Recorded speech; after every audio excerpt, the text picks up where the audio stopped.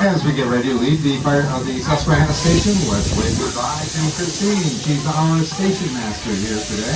Actually, she's the relief station master. So you'll see her at all three of our platforms during the course of the day. And right now we're moving further into coaches and parlors, and you can see this white building here on our left. This is the Susquehanna Plantation House. This was built back in 1835 and was located in the Tidewater region of Maryland. It was part of a 700-acre plantation that grew wheat, corn, and tobacco. Now the reddish-colored building is the Greenfield family home. This was built in 1640 on South Sudbury, Massachusetts.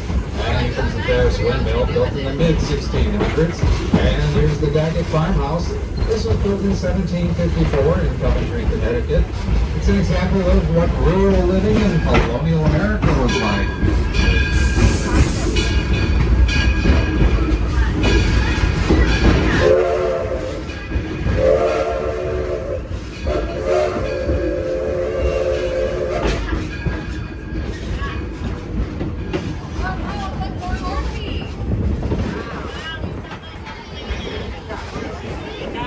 Here's our horse paddock area, and you can see some of our horses over there by the barn.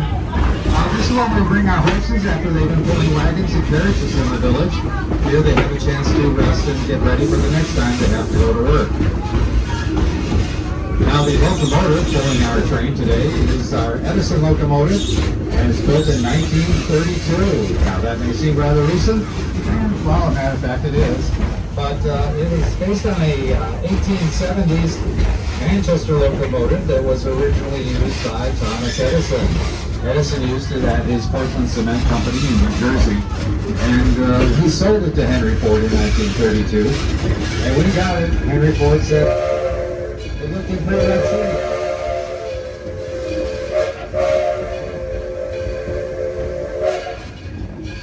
Impact. That is, Henry Ford sent it over to his locomotive facility at the Ford Rouge complex and told his fellows there to renovate this locomotive and make it look like something out of the 1860s. And that's exactly what he did, what they did.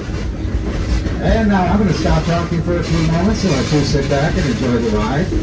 And you might want to think about what it may have been like back in the late 1800s and early 1900s.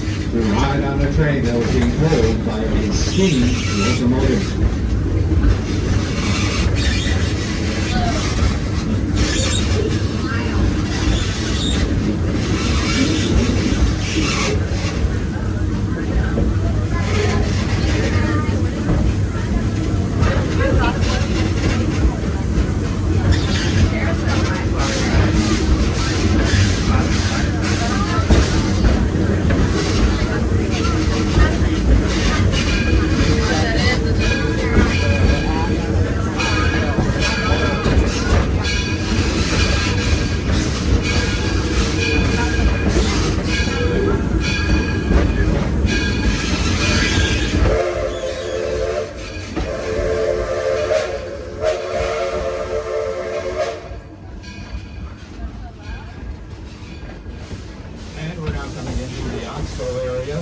This is an 11-acre wetlands restoration area, the largest of its kind here in southeastern Michigan. And the Henry Ford, along with state and local units of government, have worked in this area to restore the Rouge River to its natural condition. And you can see the river on the right-hand side, a little below us, and you will notice that it does have natural riverbanks. Now you might be wondering what our locomotive just did. It did what we call a blowdown. That's where they try to blow out the impurities and scales that tend to build up inside the boiler of the locomotive. And by doing the blowdown, they try to get rid of as much of that as they can, and thus improve the efficiency of the boiler operation. Now in this area here, the Oxbow area, we do have a small herd of deer, along with raccoons, possums, squirrels, maybe even a fox or two. And we also have turkeys in this area as well. Right now we're coming into the Walnut Grove. This is our special event field, and this is where we have baseball games played on Saturdays and Sundays at 1:30.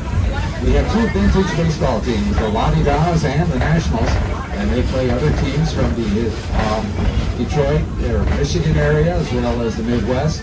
And they play vintage baseball. In other words, they rely on rules written back in the 1860s. And those rules, among other things, will tell you that a fielder cannot use a baseball glove. He has to catch that ball with his bare hand.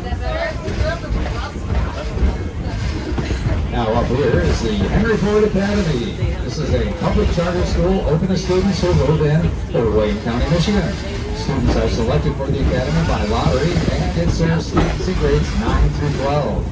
When school's in session, we have about 500 students who attend.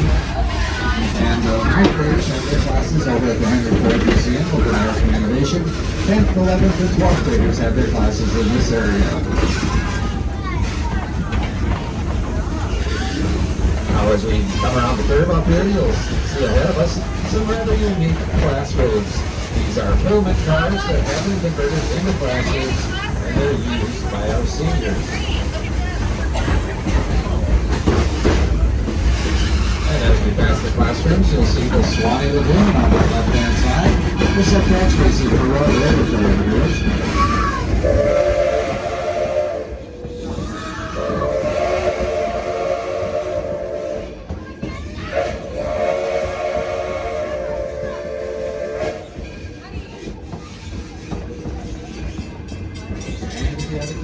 You might see some turtles resting on branches and logs that are floating in the lagoon.